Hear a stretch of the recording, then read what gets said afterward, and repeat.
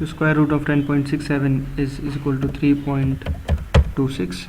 This is standard deviation of three numbers 4, 8 and 12.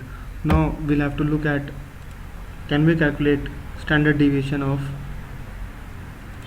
A, B and C given statement 1 and statement 2. So statement 1 says 2 into C minus A is equal to 16, which means C minus A is equal to C minus A is equal to 8, because this 2 goes here.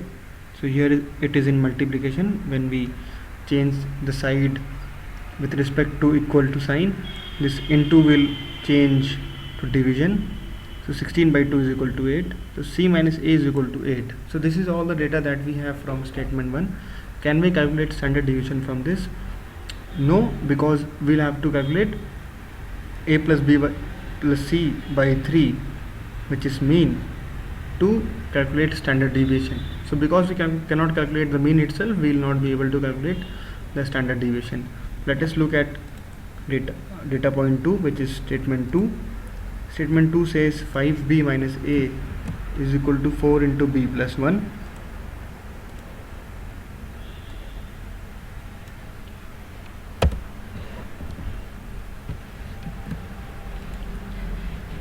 So this means 5b minus a is equal to 4b plus 4. This gives us b minus a is equal to 4. So again, with this data alone, can we find out the standard deviation of A, B and C?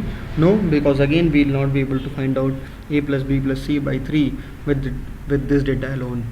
So if we combine these two equations, that is C minus A is equal to 8 and B minus A is equal to 4, would we be able to find out the standard deviation of A and B, A, B and C is the question. So we need not find out the standard deviation of A, B and C, because we just have to tell, is it equal and can it be answered on any of these statements, on the basis of any of these statements. So if we combine data from these two equations, let me subtract these two equations, C minus A. If we subtract equation number 2, which is minus b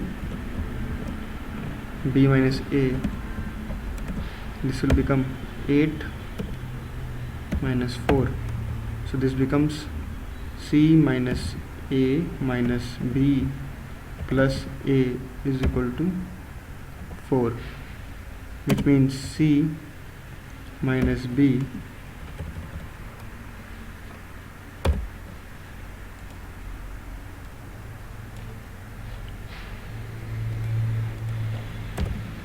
C minus B equal to 4. So now we have three data points. C minus A is equal to 8, B minus A is equal to 4 and C minus B is equal to 4. Now let us see, can we find out standard deviation on the basis of these three data points.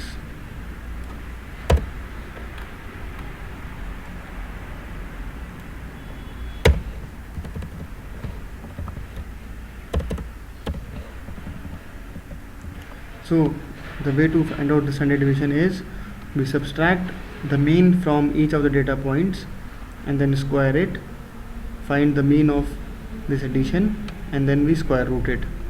So it will be like A minus A plus B plus C by 3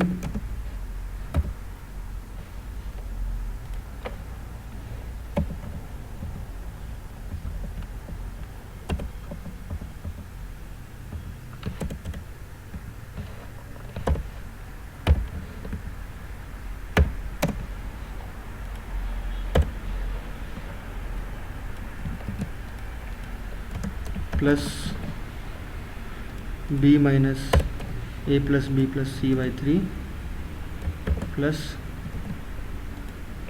C minus A plus B plus C by 3. This is going to give us the difference of the mean is this from each of the data points, then we square this.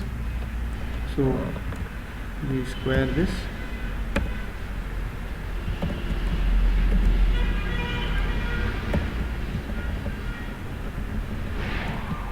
so if we can calculate these values, we will be able to find the standard deviation, because standard deviation will then nothing be this value, this whole divided by 3, and then the square root of the value which comes out. We'll have to see, can we find out these values. So let us see what this comes out to be. This will come out to be 3a minus b minus c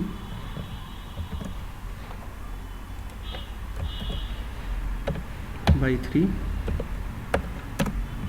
plus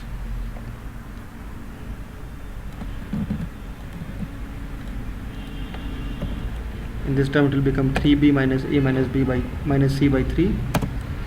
In this term it will become 3c minus a minus b minus c by 3.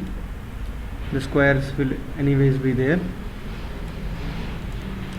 so it will become 2a minus b minus c, because this a gets subtracted from 3a, so this becomes 2a minus b minus c. This will become 2b minus a minus c. This will become 2c minus a minus b, because this c will get subtracted from 3c.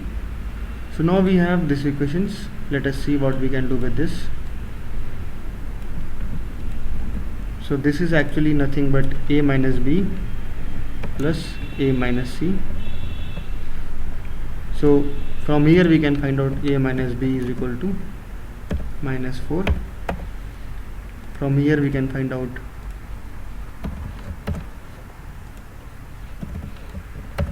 a minus c is equal to minus 8.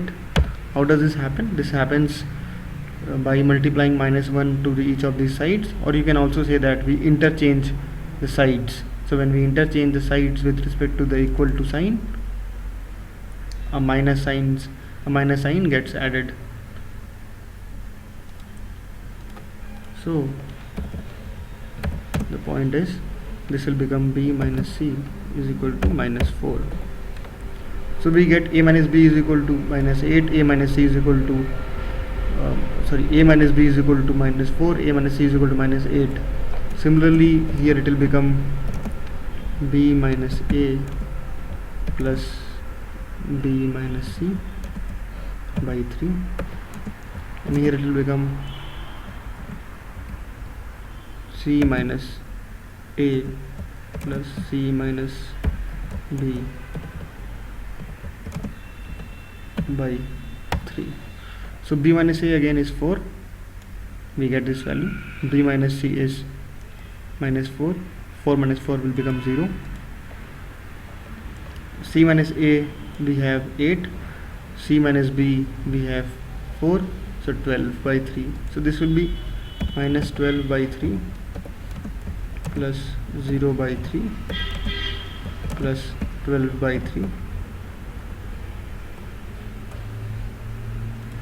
Of course the square was there.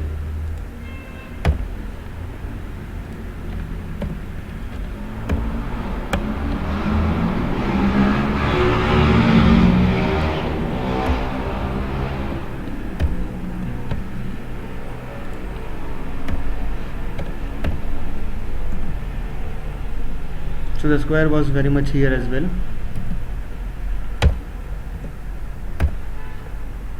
In all those terms.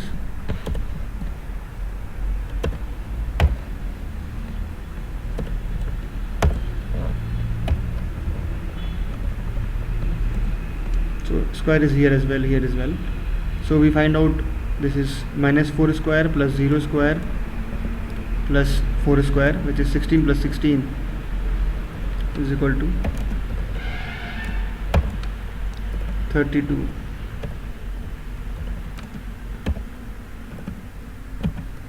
by 3. So now we have 32 by 3 as mean. If we find out square root of this thing,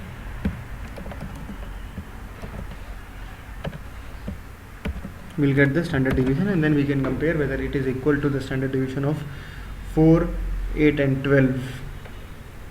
So this gives us the answer for question number 2. So 32 by 3 square root will be 3.26. So in fact they are equal, and we can say that yes, they are equal, but the point of question was not telling that whether it is equal. The point was, can we find out if it is equal? So the answer will be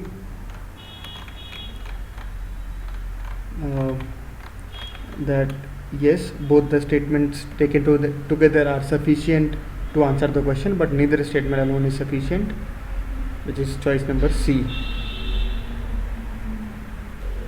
So hence we have solved question number 2 as well.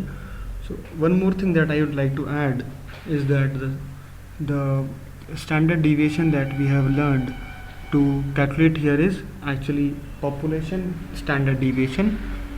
There is something which is called as sample standard deviation. The only difference is that we calculate sample standard deviation when we consider some of the values taken from a larger set. So suppose we have to calculate the standard deviation in temperature in the month of April over a period of 10 years. We'll have a lot of values, so we'll take some values in random, and then we'll use the formula for sample standard deviation. The only difference is while we calculate the mean in step number 3, we do not divide by the number of values, but we divide by 1 less than the number of values. So you can go and explore about population standard deviation and sample standard deviation. So now let us look at question number 3 of the task. Question number 3 is basically about percentages. So if we know what are percentages, we will be able to solve it easily. The question number 3 says 1 out of every 2 businesses in city M are small businesses. So 1 out of 2 means 50 out of 100. That is, in 2 businesses there is 1 small business. In 1 business there will be 0.5 small business. So in 100 businesses there will be 50 small businesses. So this is how we calculate percentages. So just to be on the records, how do we calculate percentages? So 1 out of every 2, so 1 out of 2 into 100 is equal to 50%. So 50% of the businesses in city M are small businesses.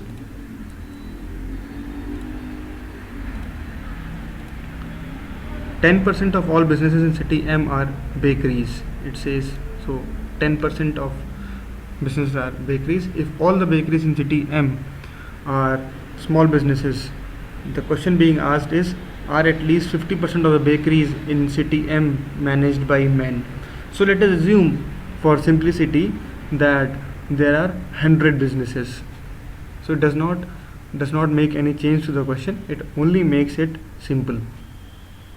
The concept also remains same. We are just ignoring the percentage sign which comes along with 100. So let us assume that the absolute number of, or the total number of businesses in city M is 100. Then the number of small businesses will be 50% of 100, which is 50. The number of bakeries in city M will be 10%, which is 10. So number of small businesses is equal to 50%, which is, we are saying 50 because we have assumed total businesses to be 100. Bakeries are 10%. So if we assume the total number of businesses to be 100, this becomes 10 bakeries. So I'm sorry, I'm in the habit of pressing Ctrl S and it gets saved. This document is a rough document, so it does not pops up, the save file pops up.